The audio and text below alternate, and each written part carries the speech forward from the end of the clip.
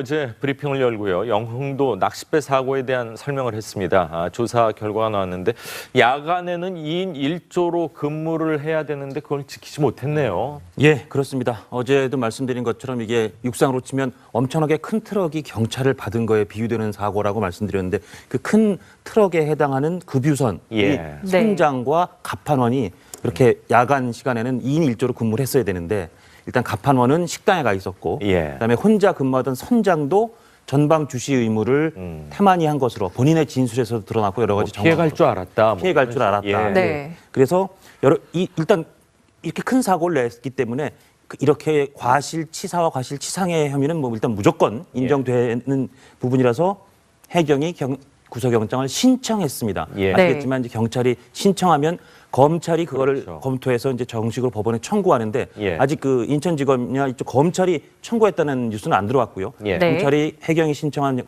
구속영장을 이 두 사람에 대한 영장을 검찰이 지금 검토하는 단계인 것 같습니다. 네, 급유선 선장은 낚싯배가 피해갈 거다 이렇게 생각했다고 하는데 뒤에서 왔던 급유선이 그러면 속도를 늦추거나 좀 우회했었다거나 그런 행동들을 했었어야 된다는 거죠. 첫날 아침, 그러니까 일요일이었죠. 사고가 났을 때 좀 혼선을 일으켰던 것이 해경 발표가 마주보던 배들이 충돌을 했는데 하나는 30배 정도 큰 배입니다. 지금 급유선이 336톤, 명진 15호고요. 그리고 전복된 이 낚싯배, 선창 1호가 9.77톤에 불과하단 말이죠. 그러니까 마주오다가 부딪혔다면 왜 부딪혔느냐 이게 문제였는데 첫 생존자의 증언이 보도될 때 무슨 얘기를 했냐면 배 뒤쪽에서 배처럼 보이는 불빛이 있어서 저거 배 아니야? 배일 거야 했는데 1분도 지나지 않아 왼쪽 선미를 들이받고 지나가더라. 그럼 이 큰 배가 작은 배를 툭 쳐도 이게 전복이 되는 거죠. 그래서 사고가 난 겁니다. 이 상황을 보면은 추돌로 보여지는 거죠. 그렇다면 같은 방향으로 달리던 배인데 뒤쪽에 있는 배가 속도를 더 냈다는 얘기가 되잖아요. 그럼 앞에 작은 배가 있지만 육안으로 식별했다면 이게 뭔가 우리 자동차로 치면 클락션을 울린다든가 아니면 이게 라이트를 통해서 신호를 보낸다든가 혹은 차로를 변경해서 가야 되는데 이건 추돌을 해버린 상황이다 보니까 부주의는 거의 명확해 보이는 상황이에요. 그런데 아까 말씀하신 부분에서 이게 선장 전모 씨, 급유선의 경우가 37살이고 지금 갑판원인 이제 김모 씨가 46살이에요. 나이가 더 많다고요. 9살 정도 더 많아요. 제가 보기엔 배 내에서 제대로 통제되지 않는 여러 가지 문제들이 숨어 있었을 것이다라는 추정이 가능하고요. 결국은 이제 명확한 게 이거는 뭐 이 선박 해양 전문가들이 보더라도 레이더로 충분히 확인을 할 수 있었는데 레이더를 둘 다 운용하지 않았다. 육안으로도 전방주시 의무를 소홀히 했다. 서로 어떤 경고도 시그널을 주고받지 않았다. 이런 면에서는 이것은 인재에 가까운 부주의가 제일 커 보이긴 합니다. 자, 들이받친 선창 1호의 선장님은 아직 실종 상태이기 때문에 사실 정확한 모든 거는 이제 뭐 경찰 조사에 따라서 밝혀지겠지만 급유선이 이 좁은 길로 운행한 것도 사고의 한 원인이다. 뭐 이렇게 지적이 되고 평택과 인천을 왔다 갔다 할 때 먼 항로로 가면은 기름값이 뭐 2배 정도 든다. 뭐 이런 보도 내용까지 있는데 주민들 입장에서는 큰 배들이 그 길로는 좀 못 다니게 해달라 민원을 많이 넣었다면서요. 이 사고 난 지점이 그러니까 영흥대교에서 남방 5마일 정도 떨어진 지점이거든요. 여기는 섬과 섬 사이라서 특히 수심이 얕고 이 폭이 좁아요. 근데 우리가 바다에 가보면 아시겠지만은 하루에 만조, 간조, 만조, 간조 이렇게 6시간 간격으로 반복이 되거든요.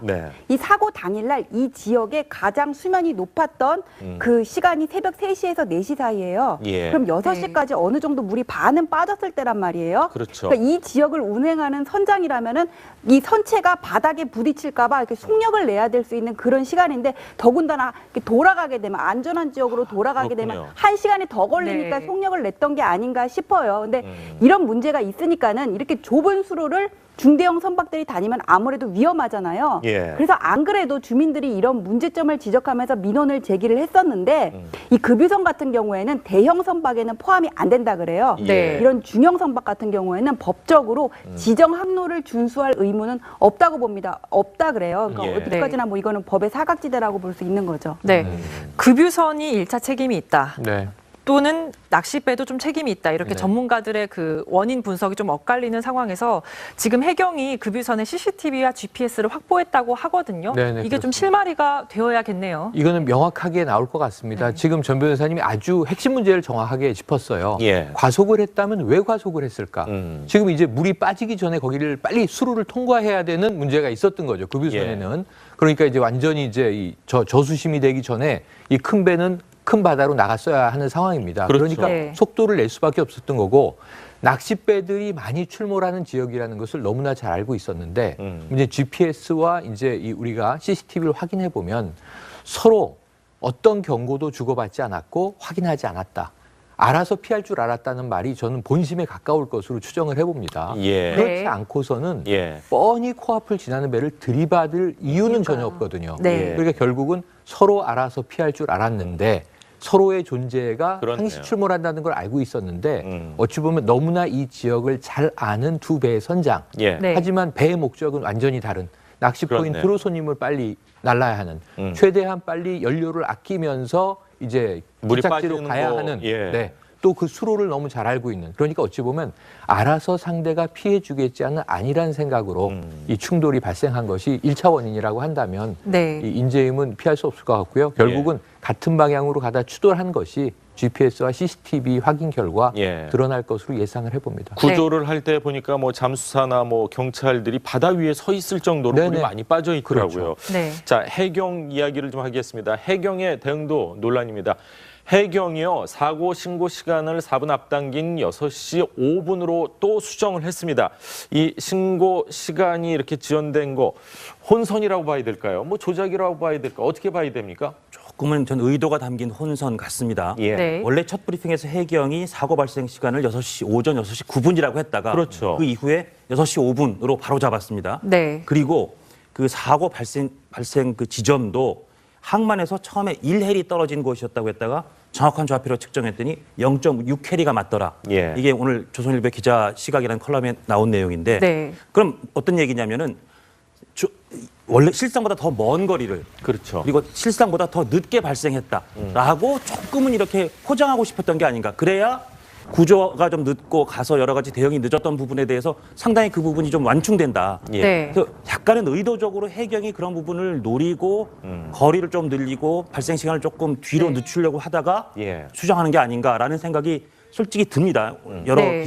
기사들도 지적하고 있고 생각해 보시면 세월호라는 정말 모든 국민의 그렇죠. 가슴에 큰 네. 상처를 줬던 그 사건 때문에 해경이 사실상 해체돼서 국민안전처 밑에 한 본부로 들어갔다가 예. 이번 정부 들어와서 다시 해양수산부 밑에 독립청으로 복원됐으면 예. 네. 사실은 그동안 많이 해경이 자성도 하고 태세도 많이 갖추고 예전과는 많이 달라졌을 거라고 국민들이 기대했는데 예. 이번에 보면 이런 모습들을 보면 그렇게 많이 달라지지는 예. 않은 것 같다는 생각도 듭니다. 아니 근데 네. 세상에 가장 기본적인 게 시간하고 거리 같은 거는 금세 정확히, 탄로날 네. 수 네. 있는 그런 사실인데 참 답답하네요. 아까 네, 그런 말씀하신 부분까지. 게 이제 네. 6시 9분이라고 했다가 6시 5분으로 당겼다.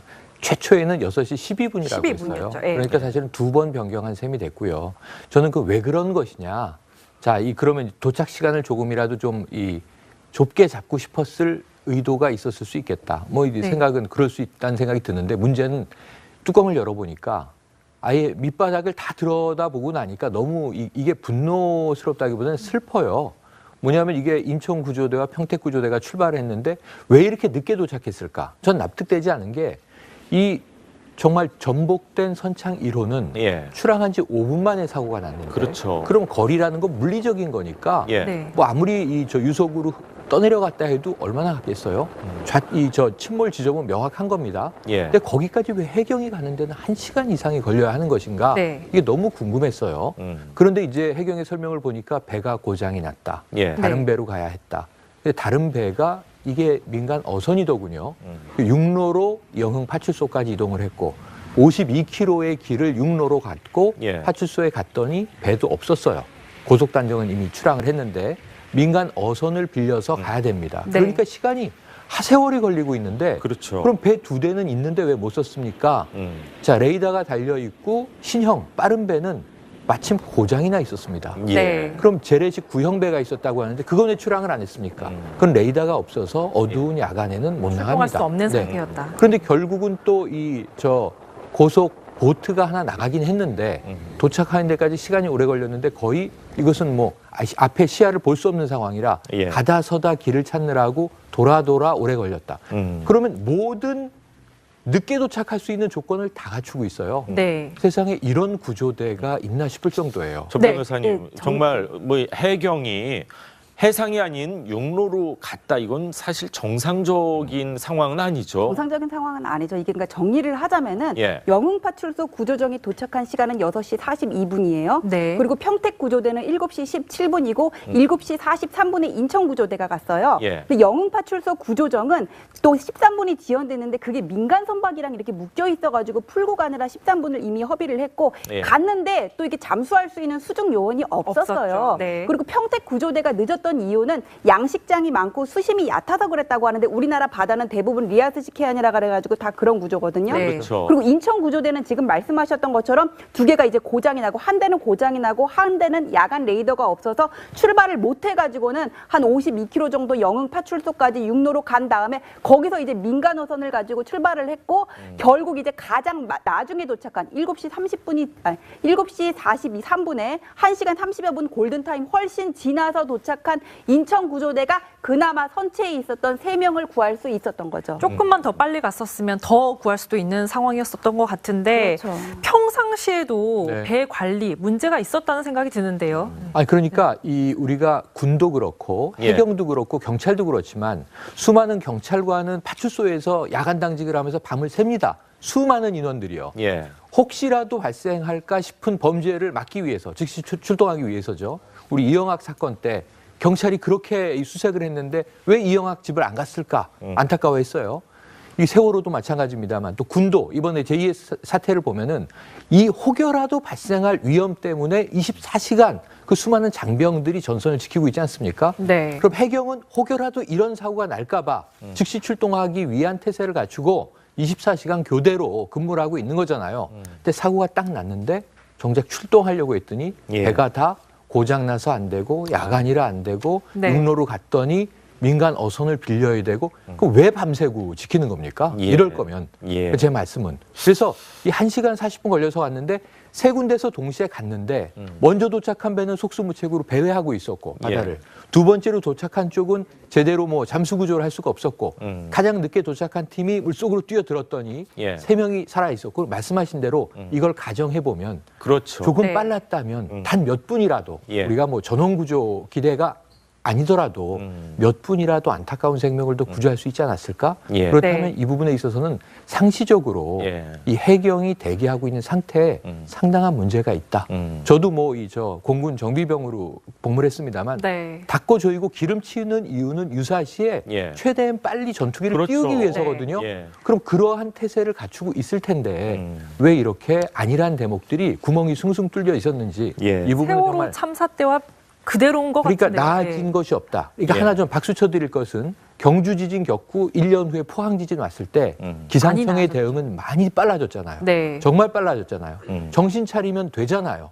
그래서 지금 안 되고 있었다는 것은 뭔가 투자가 부족하다, 예산 문제 이것도 다 우리가 부수적으로 인정할 수 있겠습니다만 먼저 주체가 정신 차리고 있었나? 이건 꼭 묻고 싶습니다. 그렇군요. 이 국가 예산을 어떻게 효율적으로 사용을 하고 활용할지를 가장 잘하는 건 사실 공무원분들이거든요. 그렇습니다. 공무원분들이 고장났으면 빨리빨리 수리를 하는 게 맞는 거고 여러 가지 좀 효율적으로 했으면 참 좋았을 텐데 고속단정에도 문제가 좀 있었다면서요. 예, 아까 말씀드렸던 그런 내용들입니다. 고속단정 일단 도착하기 전에도 출동에도 문제가 생겼고 출동하는데도 뭐 묶여 있어서 그걸 풀고 출동을 했어야 됐고 계속 패널들 말씀해 주신 것처럼 그 다음에 출동한 함정들은 또 수심 때문에 그래서 먼저 도착한 함정에서는 구조 인력이 별로 없어서 제일 늦게 도착한 구조대에서가 구조를 했기 때문에 에어포켓에 계신 3분밖에 못 구했다는 건 다시금 돌이켜도 너무 안타까운 부분입니다. 그리고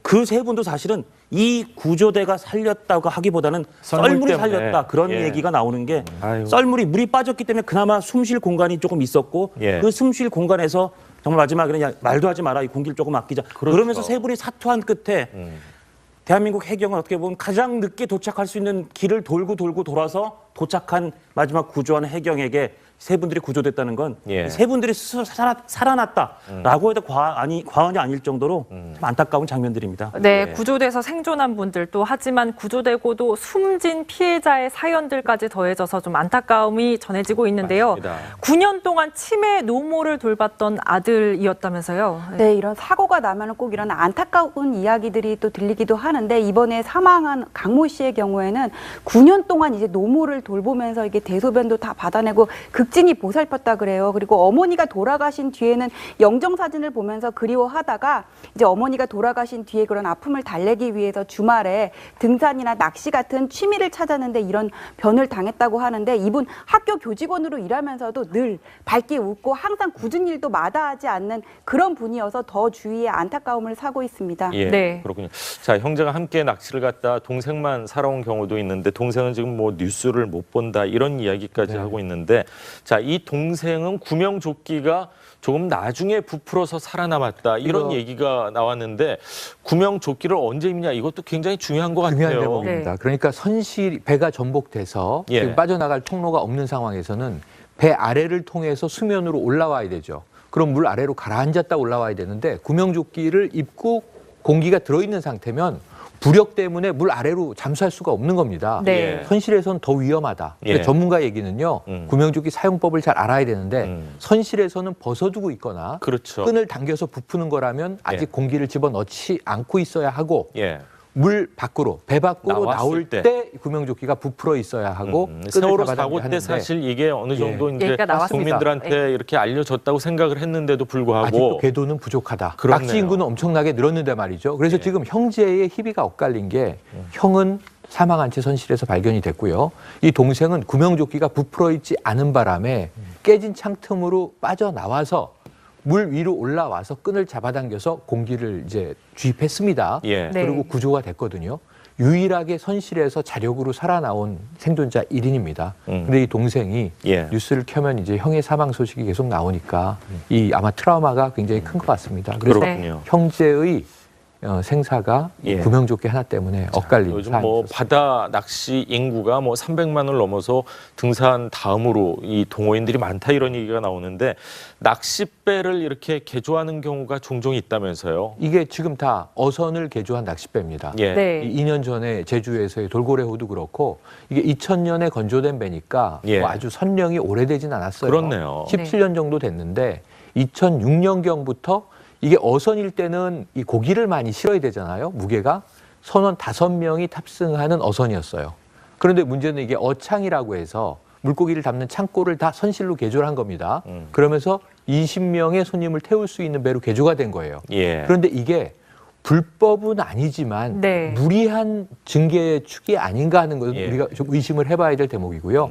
너무 좀 쉽게 허가를 내주지 않는가 하는 제도적인 문제도 이번 기회에 점검을 해봐야 될 것 같습니다. 그런데 국가에서 좀 낚시업을 장려한 측면도 있어서 그런 개조하시는 분들이 좀 늘었다는 얘기도 있어요. 그게 어민들 수입을 증대하는 차원에서 이제 휴지기에는 그런 이제 고깃배들을 낚싯배로 운용하도록 그렇게 한 건데 문제는 그 다음에 관리의 문제잖아요. 없던 선실을 만들다가 보니까는 이게 출입구 확보가 어렵고 무게 중심이 위로 올라가니까 선체 복원력이 떨어지는 문제가 있고 선창호 같은 경우에도 위반 전력이 없어가지고는 뭐 관심이라든지 주의 경계 관리할 수 있는 그런 대상에서는 제외됐다 그러잖아요. 그러니까 어민들 수입 증대도 좋지만은 뭐 최소한의 안전 확보를 위해서 어떤 규제 조치는 필요하다고 봅니다. 네, 그렇습니다. 자, 두 분 말씀 여기까지 듣겠습니다. 참 안타까운 심정입니다. 감사합니다. 고맙습니다. 어제 브리핑을 열고요. 영흥도 낚싯배 사고에 대한 설명을 했습니다. 조사 결과가 나왔는데 야간에는 2인 1조로 근무를 해야 되는데 그걸 지키지 못했네요. 예, 그렇습니다. 어제도 말씀드린 것처럼 이게 육상으로 치면 엄청나게 큰 트럭이 경차를 받은 거에 비유되는 사고라고 말씀드렸는데 그 큰 트럭에 해당하는 급유선, 선장과 갑판원이 이렇게 야간 시간에는 2인 1조로 근무를 했어야 되는데 일단 갑판원은 식당에 가 있었고 그다음에 혼자 근무하던 선장도 전방 주시 의무를 태만히 한 것으로 본인의 진술에서도 드러났고 여러 가지 피해갈 줄 알았다. 피해갈 줄 알았다. 그래서 일단 이렇게 큰 사고를 냈기 때문에 이렇게 과실치사와 과실치상의 혐의는 뭐 일단 무조건 인정되는 부분이라서 해경이 구속영장을 신청했습니다. 아시겠지만 이제 경찰이 신청하면 검찰이 그거를 검토해서 이제 정식으로 법원에 청구하는데 아직 그 인천지검이나 이쪽 검찰이 청구했다는 뉴스는 안 들어왔고요. 검찰이 해경이 신청한 구속영장을 이 두 사람에 대한 영장을 검찰이 지금 검토하는 단계인 것 같습니다. 네. 급유선 선장은 낚싯배가 피해갈 거다 이렇게 생각했다고 하는데 뒤에서 왔던 급유선이 그러면 속도를 늦추거나 좀 우회했었다거나 그런 행동들을 했었어야 된다는 거죠. 첫날 아침, 그러니까 일요일이었죠. 사고가 났을 때 좀 혼선을 일으켰던 것이 해경 발표가 마주보던 배들이 충돌을 했는데 하나는 30배 정도 큰 배입니다. 지금 급유선이 336톤, 명진 15호고요.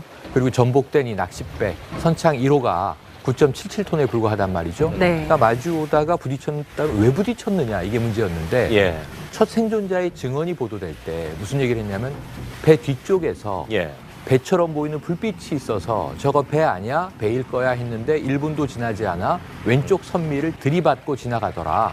그럼 이 큰 배가 작은 배를 툭 쳐도 이게 전복이 되는 거죠. 그래서 사고가 난 겁니다. 이 상황을 보면은 추돌로 보여지는 거죠. 그렇다면 같은 방향으로 달리던 배인데 뒤쪽에 있는 배가 속도를 더 냈다는 얘기가 되잖아요. 그럼 앞에 작은 배가 있지만 육안으로 식별했다면 이게 뭔가 우리 자동차로 치면 클락션을 울린다든가 아니면 이게 라이트를 통해서 신호를 보낸다든가 혹은 차로를 변경해서 가야 되는데 이건 추돌을 해버린 상황이다 보니까 부주의는 거의 명확해 보이는 상황이에요. 그런데 아까 말씀하신 부분에서 이게 선장 전모 씨, 급유선의 경우가 37살이고 지금 갑판원인 이제 김모 씨가 46살이에요. 나이가 더 많다고요. 9살 정도 더 많아요. 제가 보기엔 배 내에서 제대로 통제되지 않는 여러 가지 문제들이 숨어 있었을 것이다라는 추정이 가능하고요.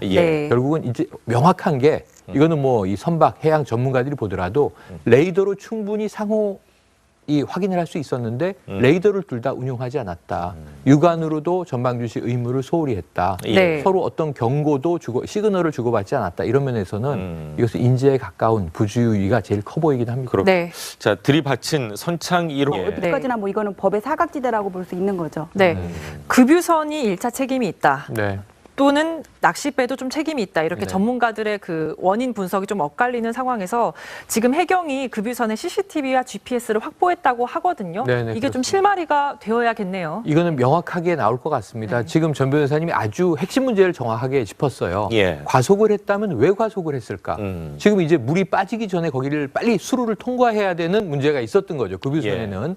그러니까 이제 완전히 이제 저수심이 되기 전에 이 큰 배는 큰 바다로 나갔어야 하는 상황입니다. 그러니까 속도를 낼 수밖에 없었던 거고 낚싯배들이 많이 출몰하는 지역이라는 것을 너무나 잘 알고 있었는데 이제 GPS와 이제 우리가 CCTV를 확인해 보면 서로 어떤 경고도 주고받지 않았고 확인하지 않았다. 알아서 피할 줄 알았다는 말이 저는 본심에 가까울 것으로 추정을 해봅니다. 그렇지 않고서는 뻔히 코앞을 지나는 배를 들이받을 이유는 전혀 없거든요. 그러니까 결국은 서로 알아서 피할 줄 알았는데 서로의 존재가 항시 출몰한다는 걸 알고 있었는데 어찌 보면 너무나 이 지역을 잘 아는 두 배의 선장. 하지만 배의 목적은 완전히 다른 낚시 포인트로 손님을 빨리 날라야 하는 최대한 빨리 연료를 아끼면서 이제 도착지로 가야 하는 또 그 수로를 너무 잘 알고 있는 그러니까 어찌 보면 알아서 상대가 피해 주겠지 않은 아니란 생각으로 이 충돌이 발생한 것이 1차 원인이라고 한다면 이 인재임은 피할 수 없을 것 같고요. 결국은 같은 방향으로 가다 추돌한 것이 GPS와 CCTV 확인 결과 드러날 것으로 예상을 해봅니다. 구조를 할 때 보니까 뭐 잠수사나 뭐 경찰들이 바다 위에 서 있을 정도로 물이 많이 빠져 있더라고요. 자, 해경 이야기를 좀 하겠습니다. 해경의 대응도 논란입니다. 해경이요, 사고 신고 시간을 4분 앞당긴 6시 5분으로 또 수정을 했습니다.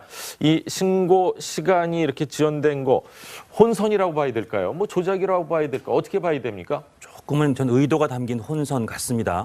원래 첫 브리핑에서 해경이 사고 발생 시간을 오전 6시 9분이라고 했다가 그 이후에 6시 5분으로 바로 잡았습니다.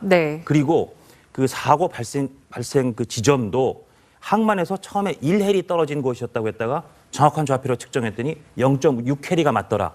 이게 오늘 조선일보 기자 시각이라는 컬럼에 나온 내용인데 그럼 어떤 얘기냐면은 원래 실상보다 더 먼 거리를 그렇죠. 그리고 실상보다 더 늦게 발생했다라고 조금은 이렇게 포장하고 싶었던 게 아닌가. 그래야 구조가 좀 늦고 가서 여러 가지 대응이 늦었던 부분에 대해서 상당히 그 부분이 좀 완충된다. 네. 그래서 약간은 의도적으로 해경이 그런 부분을 노리고 거리를 좀 늘리고 발생 시간을 조금 뒤로 늦추려고 하다가 수정하는 게 아닌가라는 생각이 솔직히 듭니다. 여러 기사들도 지적하고 있고 생각해 보시면 세월호라는 정말 모든 국민의 가슴에 큰 상처를 줬던 그 사건 때문에 해경이 사실상 해체돼서 국민안전처 밑에 한 본부로 들어갔다. 호의 선장님은 아직 실종 상태이기 때문에 사실 정확한 모든 거는 이제 뭐 경찰 조사에 따라서 밝혀지겠지만 급유선이 이 좁은 길로 운행한 것도 사고의 한 원인이다. 뭐 이렇게 지적이 되고 평택과 인천을 왔다 갔다 할 때